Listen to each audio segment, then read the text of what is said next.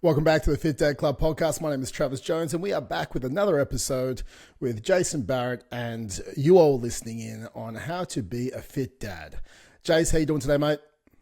I'm doing very well. It's been very weird. Very weird weeks with, I don't know what it is. This feeling has been weird. Maybe that's because I'm in a deficit and I'm getting very, very lean, very hungry, slightly cranky. I'm very much working on that because my wife is not going to allow me to cut if I continue to be cranky. And I'm going to have to deal with just a 4.5 pack instead of a 6-pack. But otherwise, the 100-day transformation is going well, getting consistent.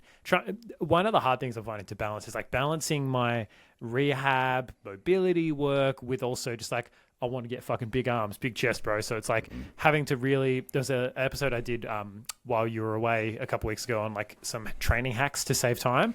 I've been doing a lot of those ones, a lot of myo reps, a lot of supersets, a lot of, taking it to failure and then going beyond there just for a couple of sets and drop sets and that kind of stuff. So I think mentally I'm just fatigued and I'm looking forward to a surplus.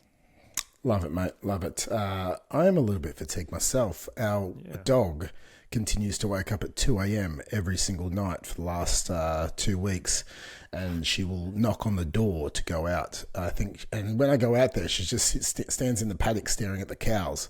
It's like super weird. And yes, there's 18 cows on the property, guys. So, but she just stands there staring at the cows. I'm like, what are you doing? It's 2 o'clock in the morning. I want to go to bed. And if I don't let her out, then she just whines and like knocks on the door. So I need a dog whisperer, but something's clearly just made her a bit upset at the moment. And it's like every night. So I'm like broken sleep, but that's okay. I will either make her become a cow and live with them outside, or we will break the back of this over the next couple of days. Today, it's something you don't hear every day. Today, we're going to talk about what the 5% of people who are successful with their New Year's resolutions actually do, right? Like when we look at the stats, 95% of people quit their New Year's resolutions by the 4th month, by the end of the first quarter, right? January, February, March, bang, 95% gone. 5% are still going. So we're going to talk about what the stats say that the 5% of people who are successful and keep going do.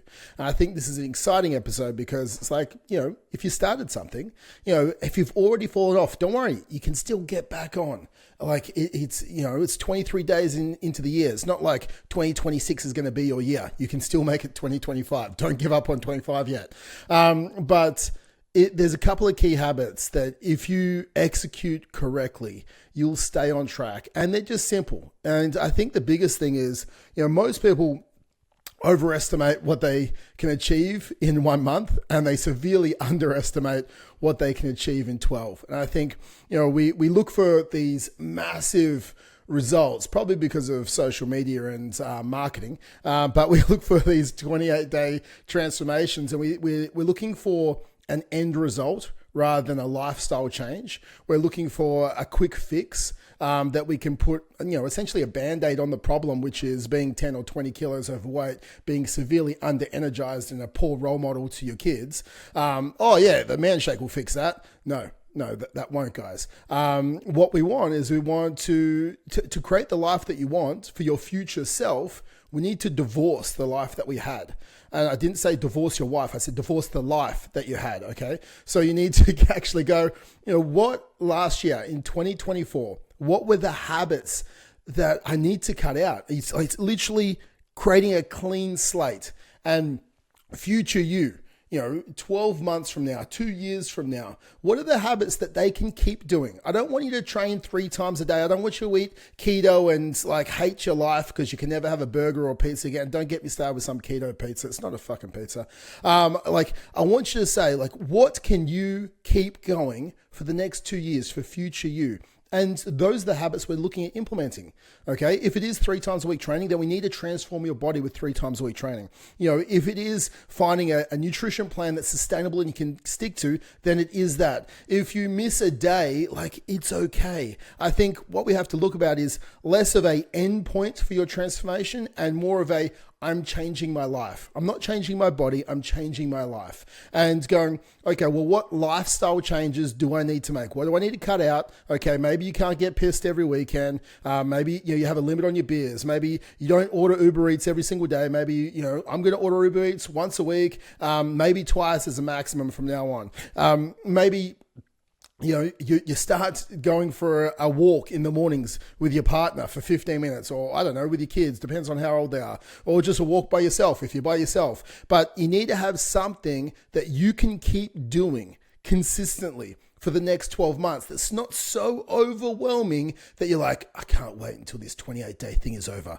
It is draining my life. I can't wait till this 12 weeks is up and then I can go back to how I was living. Because if you go back, you're going to end back at the starting point. You'll have a before, after photo, then you'll have the after, which is worse than the before.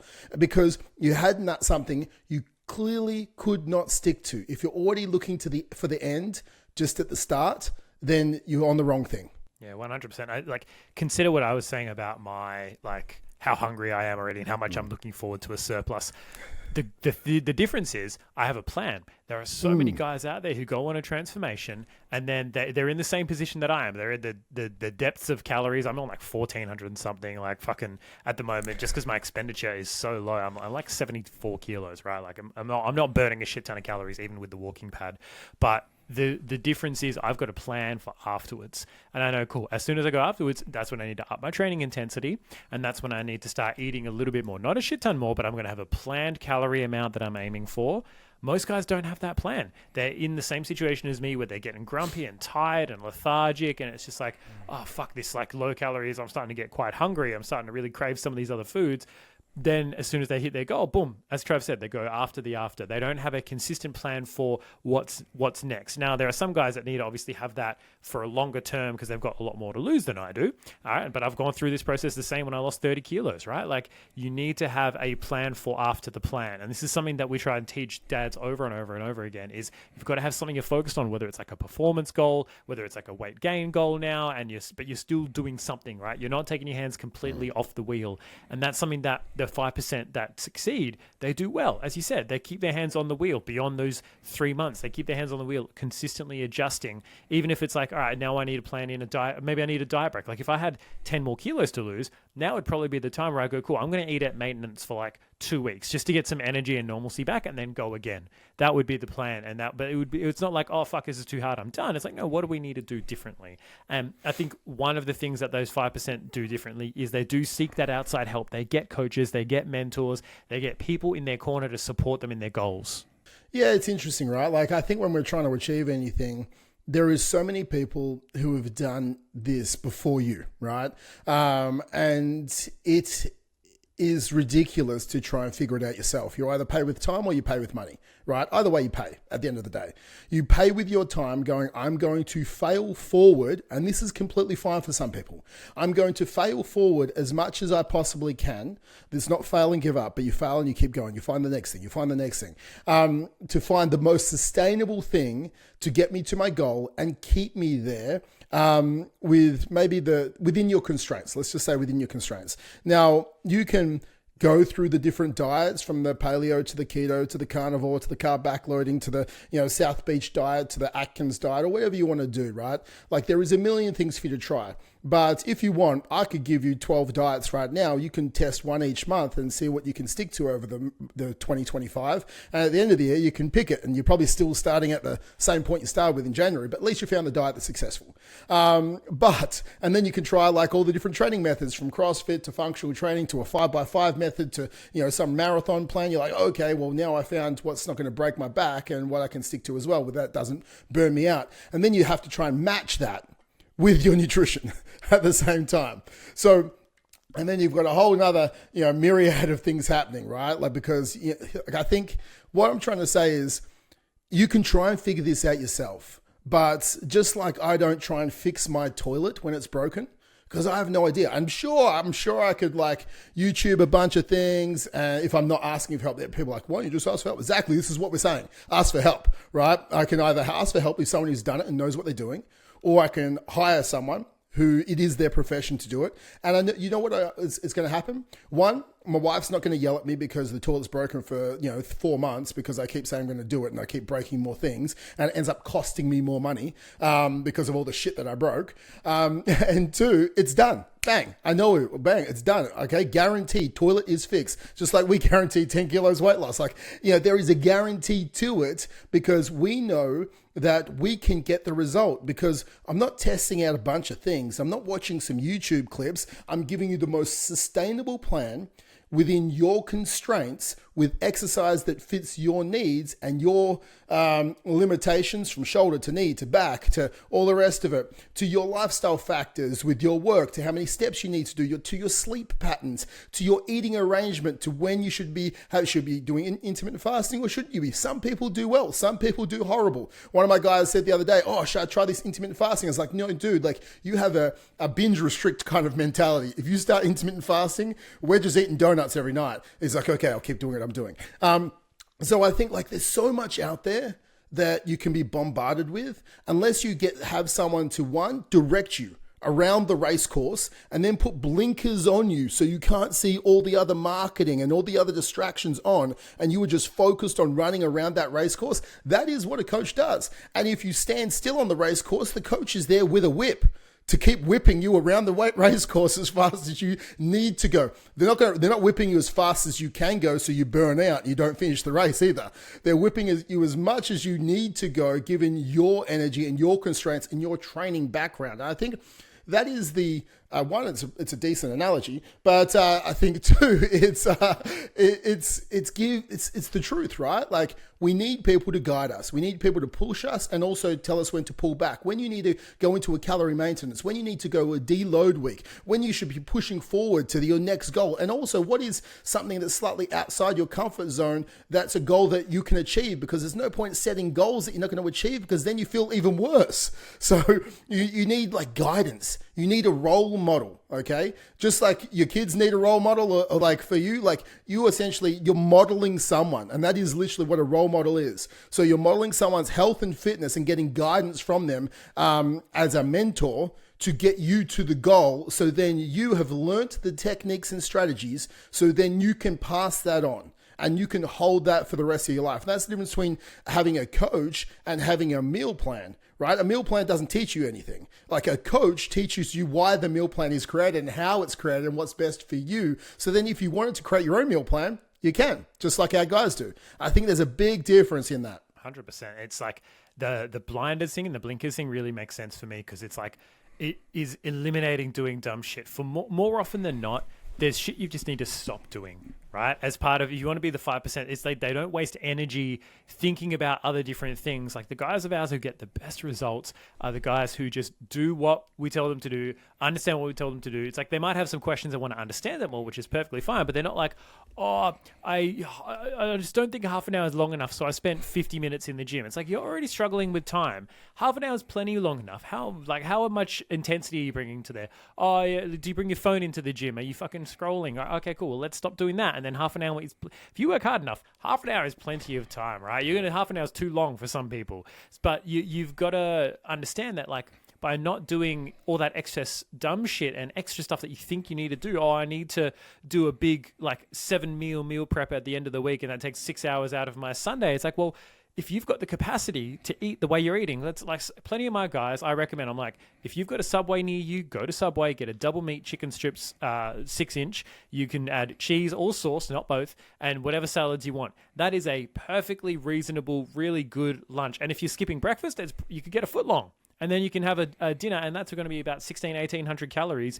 If you have like an 800 calorie dinner, that's a fucking great way to do it. Don't overcomplicate shit. Oh, but I can't get takeaway and lose weight. All of these other little things that people get distracted by, the people who succeed just don't do. They just keep focusing on the plan that works. If you are doing something and it's working, why change things? I've had so many guys come to me like, oh, should we change this? Should we tweak this? Should I do, I need to throw in more ab work. It's like, no, you don't need to throw in more ab work. You're already doing plenty of stuff that engages your core. Doing sit-ups, adding 10 minutes of sit-ups to the end of your workout is not going to do shit for you. So by, like, again, the coach helps you do this, but eliminating distractions and eliminating dumb shit that you just do not need to do, trying the different diets, right? Like Trav was saying, like, fucking having what I call shiny object syndrome, and you're going around like, oh, keto, oh, the low carb, oh, this new cookbook I'm going to download, make one recipe from, and then never look at again. Oh, every recipe is just high protein Greek yogurt and mashed up chicken breast instead of eggs or bread. Oh, fucking wonderful. Exactly. I think it's interesting. So when we look at this, I think one, simplicity, two, get some form of coach or some form of accountability, because accountability keeps you on track. I think that's the other thing. I think the other thing, what they do is, and there's been studies around this where when we look at implementation intentions, and I think this is again the top 5%, when we look at it, and there was a study of people who were going to work out for the next 12 weeks. And I think 30% of people who said, yep, I'm going to work out 3 times a week, 32%, and they can actually 30% completed it. There was 32% completed it and worked out 3 times a week. They watched a motivational video and then they said they're going to work out 3 times a week. 90% of people completed the 12 weeks 3 times a week. When they watched the video, they said, I'm going to do it. And then they wrote in their diary and scheduled it. I'm going to train at this time on this day at this place. Okay. So they scheduled it into their diary like a meeting. So I'm going to train at home at 6 a.m. on Monday. Okay. In the garage. Right. And if you have a workout attached to that as well, even more so. So what you want to do is like, I'm going to work out session A or workout A or legs, whatever your session is. So you write it into your diary, whether it's a physical diary. Like I use a physical sort of planner for myself just so I can stay on track. And I have my Google Calendar for meetings. So put it into your Google Calendar if you're in the cloud somewhere. Put it in a physical diary if that's what you want to do as well. But you write it in. Okay, on this day, I'm going to do this at this time at this place. And Wednesday, I'm going to do this. And Friday, I'm going to do this. And Saturdays, I'm going to run at Jeeveston at Park Run at 9 a.m. and do 5 kilometers. It's like you've scheduled it in. And then there's a 60% difference. 60% difference just by scheduling it in, the time, the place, and the what, right? It's a dramatic difference, guys. So I think for yourself, like you can do this with your training and you can do this with your nutrition, okay? And also have a plan B if something, and if I don't, this is when we look at if, when, and then scenarios. If when I don't do session A on Monday, and I can't make it to my garage with the dumbbells, then what I do is I walk for 30 minutes at my lunch break, right? So there's an if, when, then scenario. So if when I don't do this, then I do that. And all of a sudden, you still feel like you're achieving, because I think that's a big thing. Like it's making us feel like we're winning. Even when we don't hit plan A 100%, we have a backup plan that still allows us to feel like we were successful. Because, man, as Jay says all the time, right? If there's one certainty in life, and that's a randomness is going to occur. And randomness may occur to you. So I need you to have a plan B for when randomness happens so you can still feel like you are successful given the chaos that is our lives. Feeling like you're winning is almost as important as actually winning. Like if someone has...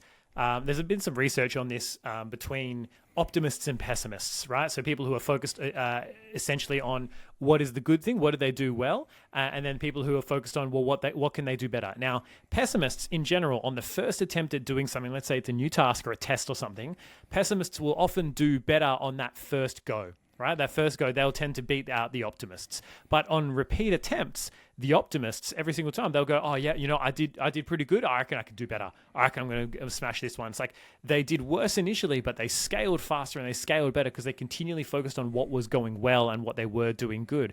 Now, you could have 2 guys. One of them could lose 1 kilo in a week and the other one could lose 300 grams. The guy who lost 1 kilo in a week, if he's a pessimist and he's like, oh, it was meant to be because he's 130 kilos, it was meant to be 1.3 kilos, so I'm behind the 8 ball, but there was one weight that was a bit higher before I dropped down again, right? They're always focused on the negative. Whereas the optimist, even if he only lost, 300 grams, 400 grams, he's like, fuck, I'm 300 grams down. Next week, if I'm another 300 grams, that's 600 grams. 3 more weeks, that's 1.2 kilos. Right. And then the person who has the positive outlook towards where their progression is, or they look back and go, oh, cool. Right. Now I know what I need to change. I probably ate a little bit too much this night. Oh, that was probably because of a high carb night, whatever. You've got then the information and the data to then change and shift and move forward because you're focused on, hey, what did I do well? That positive mentality is going to lead into the next week. Whereas if you constantly look back going, fuck, I didn't do enough, or I wasn't, good enough at this and that. So the feeling like you're winning has to be as important, if not more important than actually winning on the scale, because that feeling's eventually going to take over into continuing to do better actions. The better you feel in general, the better actions you are going to take. If you're feeling depressed and down about your goals, you're more likely to fucking binge eat and go, what's the point? As opposed to feeling good about your goals and feeling good about what you've achieved so far. It's like so many of my guys say, you go to the gym in the morning, it makes you not want to eat shit for the rest of the day, because you're like, fuck, I've already ticked the box early. I've already started winning. I don't want to start going backwards now. I want to ruin my progress, right? So having that winning mentality, even if you're not winning, and just going, cool, what can I do to get a win? What is a win in this circumstance? I think is a big one. Now, the guy's got to take a step back and say, cool, my kid's got a fever. Shit is hitting the fan. My gym's closed down. We've all got COVID, whatever. What is a win in this circumstance, right? Sometimes a win is not going backwards. One of my guys got fucking ear infection, nose infection, goes full on sickness for 2.5 weeks, and basically just was completely run down. I was like, cool. For us, success is not going backwards in this time. Not eating like an asshole and not going backwards. And we didn't. We maintained right around 100 kilos. We kind of hovered below it, hovered above it.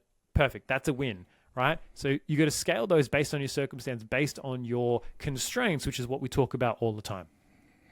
Agree, mate. Agree. I think the next point that people do who are successful long-term is they do look at those feedback loops. They look at daily feedback loops, and they look at weekly and then monthly feedback loops. So I think most of the people who are ever successful, you want to treat it like, just if you have a business or you have a job and you have some form of, if you have your job and you have your review, and your boss is sitting there and it's like, okay, this went well, and this is what didn't go well, and this is what you need to do different to keep moving forward at work. Or if you have a business, you're looking at maybe the metrics, and you're looking at cash in, cash out, your profitability, maybe looking at leads or sales or whatever it is. Now, you look at those metrics to see what was right, and you look at the metrics to see what could have been done better, and then you create a plan.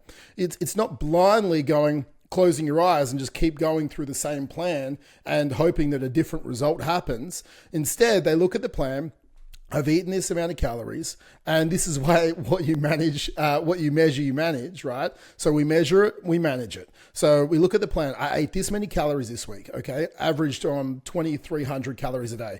I averaged 7,500 steps and 3 workouts. Okay, I lost 0.3 kilos this week and 0.3 kilos last week. Okay, well, what do? Well, with this, your calorie deficit has probably been, about 2,500 across the week. All we need to do is we need to bump up your calorie deficit. So it's, a 500 calorie deficit a day. Okay, I need to take you down to 2,200 calories. Or I need to take you down to 2,100 calories. And then with that, you've created a deficit because they looked at the feedback loop of the week. They created a plan. And then the next week they tracked. It's like, oh, I lost 0.5 kilo. I'm back on track. Great. I pushed through the plateau. I think that is a big thing. It's making sure you are measuring in some degree. It's not randomness. It's not hope. You're not following some blind plan, but you're measuring a degree that so you can make future changes with certainty. I think that's a big thing. I do like certainty in my life. But I think the more, and randomness happens, but the more certainty you can place in your life that if I do this, then I get that, then it also increases expectation of goal achievement. And I think the higher we can have an expectation that we are going to achieve a goal. Imagine if you just rocked up every single day following some diet and did some workout plan with no expectation of any type of result. You would stop showing up. But if you're losing weight consistently every single week, and then you hit a plateau, and then your coach says, change this, your expectancy is still high because you go, well, I've previously achieved what he said to me in the past, that worked, and then that means I'm going to change this and it will work again. My expectation goes up and it starts working, and you're like, wow, I can actually change my life. So when we're following a specific plan in which we can manage it, and then we can measure it, and then we can manage it, then increases expectancy, which increases motivation, which increases application of the actual work. 100%. I can't understate how important that motivation is, and reviewing and looking back at what you're doing. And as Trav said, it's not about, pissing down your back and telling yourself it's raining. It's like, you're not trying to fool yourself into being motivated. You're trying to look at data. You're trying to make those changes. And we get it. Those changes are hard to make initially. It's hard to be objective about yourself because even myself as a coach, I'll get into my own result and be like, I was looking at my weight and I was like, oh, the weight's just kind of like, oh, it's like hovering here a little bit. It's not really, going up. It's not really going down. I'm just like, should I drop it a little bit more? But I was like, no, I'll wait until the full end of the week before I do that. I have noticed physical changes. If I was, taking photos every other week, I'm like, cool. I noticed physical changes. Things are moving forward. I had to take a step back and be objective. Being objective about yourself is really hard. So you've got to almost schedule time in to be objective and schedule time in to reassess and replot. And that is something that a lot of the top 5% do in every area of life, is that reassessing, that pausing, stopping, reflecting, reassessing. Where am I going? Am I on the right track? Are the things that I'm doing working? Is there anything that's coming up that, anticipating challenges is another big one. What is going to be coming up that I need to address, I need to be aware of? Last week was this week we had my third wedding anniversary. So I knew that on Sunday we were going to go out to a place called Egg Spot, which does like these bullshit, like scrambled egg with like bacon and hash brown burgers and that kind of stuff. So I anticipated that, and I knew it was going to be about 800 to 1,000 calories. So I was on poverty calories the rest of the day. And then we went out for toasties on the actual anniversary day. And that was going to be kind of the same sort of thing. So I knew that there was going to be a lot of carrot sticks and a lot of celery sticks. And I anticipated that. And that was fine, right? And then I was able to actually wait in lighter the next days because my dinners were so light. But just being aware of, cool, what is going to be happening. There's a great quote: leaders anticipate and act, and followers hope and react. If you're constantly hoping and reacting to the week, you need to start anticipating. You need to start scheduling that time in to actually sort of look ahead and see what's what. Yeah, man. I think the anticipation is so crucial, like what's going up ahead. But also, I think people, they look at it not on a daily basis, every single day. And I think we were talking about this the other week, and there's a tool called like a Whoop-based tool. And I think if you have a plan and you know what you're trying to achieve in the morning, and so let's say your health is a priority to you, and if you're listening to this, it probably is. You do a Whoop process around what you're trying to achieve for the day. So my wish for the day is to win the day. Okay. And if you don't know what the win the day is, that means we're trying to, knock off our 3 points towards our transformation. That's our process we use. So my wish is to win the day. My outcome to achieve this wish is I'm going to hit 8,000 steps. I'm going to do a 28-minute workout, and I'm going to track my calories. So let's just say there's how I score my 3 points. Now that's the outcome. So Whoop is wish, outcome, obstacle, plan. So I've got my wish. I've designed what I need to do for my outcome. Now for my obstacle, it's like, I know my calories are fine. I don't have a problem with that. Obstacle, like I have meetings all day today, and I'm not sure how I'm going. The obstacle is getting my steps in. That's my obstacle. Okay, well, now I need to create a plan to make sure I can achieve my wish based on these outcomes. It's like, can I wake up 15 minutes earlier, or can I go for a 15-minute walk during my lunch break to bump it up another 1,500 steps? Can I go for a walk for 15 minutes when I get home with the kids to make sure I do it instead of just sitting down? So what we want to look at is look at the obstacles within that day, and we need to create a plan to overcome the obstacles, because all of a sudden they're just speed bumps. They're not closed doors. You're not trying to smash through the door. It's just a speed bump, slowly slowing you down. You've got this plan to overcome it. I think, we have obstacles with our training. We have obstacles with our nutrition. We have obstacles with getting our steps in. And then some days you'll have no obstacles. Some days you will. I think the biggest thing is you want to create a plan to overcome the obstacle before the obstacle happens. And then we don't have any obstacles anymore because you're removing it out the way. I think that is the biggest thing. If you can wake up every morning, spend 5 minutes to Whoop your day, then it gives you a clear roadmap or clear pathway. It's like, okay, when I get to 3 p.m., I have to turn left to make sure I still get to the end route and achieve my day, rather than just trying to snowball forward and then getting frustrated because you got 1 point instead of 3 points for the day. I think, looking at the day, analyzing it, creating a Whoop-based plan that allows you to succeed. So a lot of the people, a lot of the 5% tools, a lot of the 5% people that actually keep succeeding, not it's like, they didn't follow carnivore, right? They didn't, what they did, they looked at sustainability, they looked at planning their week, they looked at planning their day, they looked at accountability, and they looked at their support network, they looked at role modeling success, and they looked at consistency and sustainability, right? Nothing had to do with the specific nutrition plan or training plan they were following. Everything had to do with project management, and then getting some form of support to actually make sure that they did the work even when they didn't want to do the work, right? They did what they said they were going to do. And, at the start, it's hard to do what you said you're going to do because you're used to just being a fucking liar. So like, I'm going to wake up at 5. You didn't for like 3 years. I'm going to follow this nutrition plan, and you keep quitting. I'm never going to drink alcohol again. Like, how many people have said that? And then all of a sudden they're pissed 2 weeks later. I'm going to be XYZ, and then they don't. And it's like, there's white lies, there's big lies, and they're like, oh, that's not lying to myself, saying I'm going to follow the diet, and they're not. Man, it is. Like that's a lie. And like I've been a liar, and I continue to still create lies to myself. I'm going to get this done today, and then I don't. I was like, damn it. And I've had to learn over time that I have to try and put less in my day. And I try and put the amount of time I perceive a task to do. So I'm not trying to, I look at my dad, I'm like, I can't get that done. It's ridiculous. Don't say you're going to do something and then not do it, because you want to be true to your word, and you want to be true to your word with yourself being the most important person. But at the start, we're used to lying to ourselves or justifying why we didn't do it or making excuses or creating blame. So when we're having someone else like put a spotlight on what we said we're going to do, it highlights the fact that, hey, yeah, I'm going to start doing it. Even self-reporting. When you start tracking, they've done studies, when you start tracking your food just for a doctor, for health concerns, you start eating healthily. Because the fact that someone else is going to look at it, not even for weight loss, you just start changing your habits because I don't want people to know that I ate that. And you just start changing what you're going to do. So any form of accountability is good accountability. Like a form of accountability of someone who can give you great feedback is even better. So I think a lot of it is mindset. A lot of it is accountability. A lot of it is, one, a sustainable plan. Like I said, you pay with time or you pay with money for that. And then having expectancy to actually achieve the result and getting a result on a consistent and reliable basis. 100%, man. Like, I think that's probably one of the big keys that everyone needs to understand.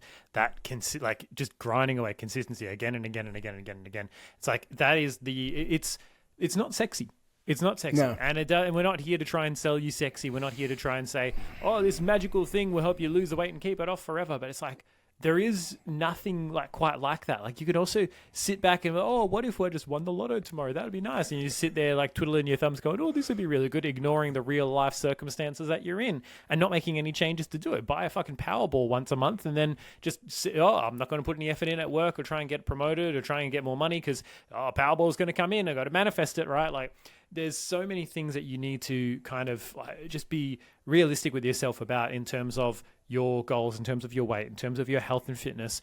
And you got to realize it's a lifelong commitment. And it's something that's like, I'm not going to give up my life and my family and my friends and stuff for the gym. It's like, no, I'm going to go to the gym. I'm going to train. I'm going to take care of my body for my family, for my kids, for my life, for my wife, for all of those people. Because like, that's the real crux of it is you got to understand why you're doing this. Setting a goal just to set a goal is what most people do at New Year's, right? They just go, oh yeah, I should probably lose 20 kilos, so I'm going to set that goal. I want to get under 100, right? You haven't been under 100 for fucking 5 years, right? So why is that all of a sudden now going to change? Why didn't it change last year? Why didn't it change the year before that? Why didn't it change the year before that? You're going to get some fire under your ass to be willing to do the monotonous grind, to be willing to do this shit that's just like day in, day out, same stuff, taking decisions away from yourself so you're not tempted. Like me, I have the exact same fucking breakfast every single day. About 11 o'clock, I have some frozen berries. I have half a cup of Nutri-Grain, which is only like 60, 70 calories apparently, but Nutri-Grain's big, so it fills the cup up really quickly, which is annoying. And then I have like 250 grams of Greek yogurt and a scoop of protein powder every day. I vary up which scoop of protein. Sometimes it's vanilla, sometimes it's caramel, right? That's all the variety I need in my life right now.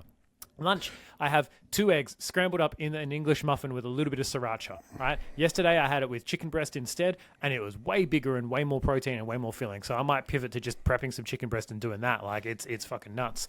You've got to eliminate decisions so you can stick to the unsexy, consistent thing, because we're not trying to sell you sexy. We're trying to sell you actually changing your life. Like, people get so caught up in the really, oh my God, like you said, the before and afters that you see on Instagram and the big transformations. It's like, none of that shit actually matters if it goes away after 4 more months.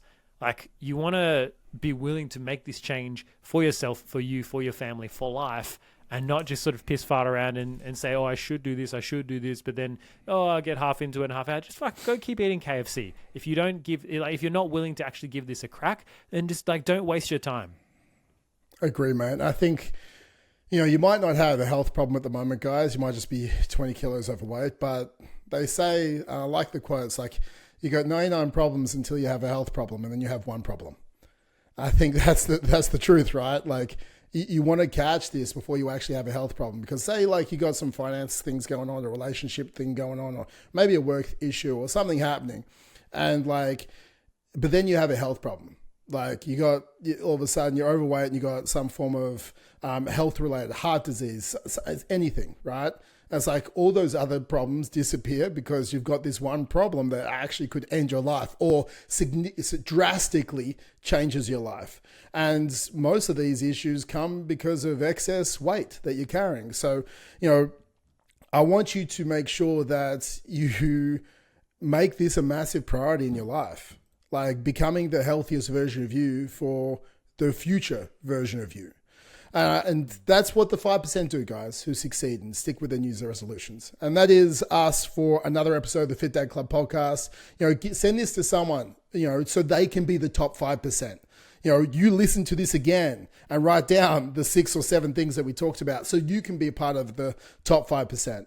Because like the more of us that can implement the correct habits and the correct mindset and philosophies to achieve change, then hopefully more than 5% actually succeed. Jace, you got any last words?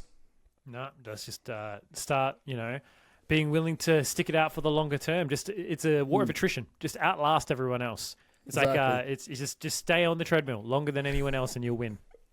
Exactly, guys. So until next week, we'll hit you up with another episode of the Fit Dad Club podcast. But stay safe and be a great role model to your kids. See you guys. 100%.